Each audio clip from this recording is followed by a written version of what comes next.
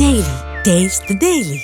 மயிலாடுதுறை மாவட்டம் கீழையூர் பகுதியில் நேற்று இரவு திடீரென வீசிய சூறாவளி காற்றில் அறுவடைக்கு தயாராக இருந்த சுமார் 200 ஏக்கர் வாழை மரங்கள் முறிந்தும் அடியோடு சாய்ந்தும் சேதமடைந்துள்ளன. அந்த காட்சிகளை தற்போது பார்க்கலாம்.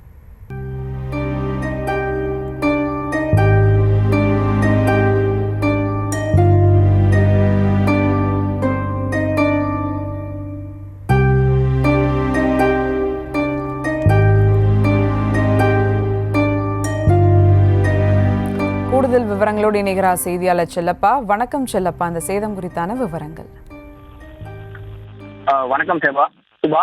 அதாவது பாத்தீங்கன்னா மயிலாடுதுறை மாவட்டத்தில் கடந்த 15 நாட்களாக வெயில் வாட்டி வைத்த நிலையில நேற்று அக்னி சித்திரம் தொடங்கியது. இதை அடுத்து நேற்று இரவு 9 மணி அளவில் பலத்த காற்று வீசியது. அதன் தொடர்ந்து ஒரு அரை மணி நேரத்துக்கு மேலாக கனமழையும் பெய்தது. இந்த நிலையில தரங்கம்பாடி தாலுகா செம்மனார்கோவில் பகுதியில் மட்டும் 38 மில்லிமீட்டர் மழையானது பதிவானது.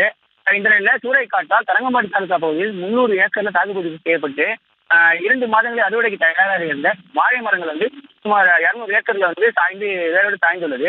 இங்க பாத்தீங்கன்னா கீழையூர், கிடாரங்கொண்டான், புன்சை, மேலப்பாதி, ஆறுபாதி, திருச்செம்பள்ளி, பள்ளக்கொள்ளை, முடிகண்டநல்லூர் உள்ளிட்ட மேலையூர் விற்காவை சேர்ந்த கிராமங்கள்ல சுமார் 300 ஏக்கர் வாழை சாகுபடி செய்யப்படும் நிலையில் 200 ஏக்கர் மரங்கள் நேற்று பெய்த சூறாவளி காற்று மற்றும் மழையால வளர்ந்து தாருடன் கூடிய பூவம், மொந்தம், கற்பூரவள்ளி, ரத்தாளி உள்ளிட்ட வாழை மரங்கள் வயலிலே சாய்ந்தது. சில மரங்கள் முறிந்தும் பூவும் தார்வுடு தருவாய் உள்ள மரங்களும் வேரோடு சாய்ந்துள்ளது. ஒரு ஏக்கரில் வாழை மரங்கள் ஒரு ஏக்கரில் 1000 வாழை மரங்கள் பயிரிடப்பட்ட நிலையில 80% மரங்கள் தற்போது முறிந்து கிடைக்கின்றது. அந்த காட்சியை நம்ம பார்த்துக்கிட்டு இருக்கோம்.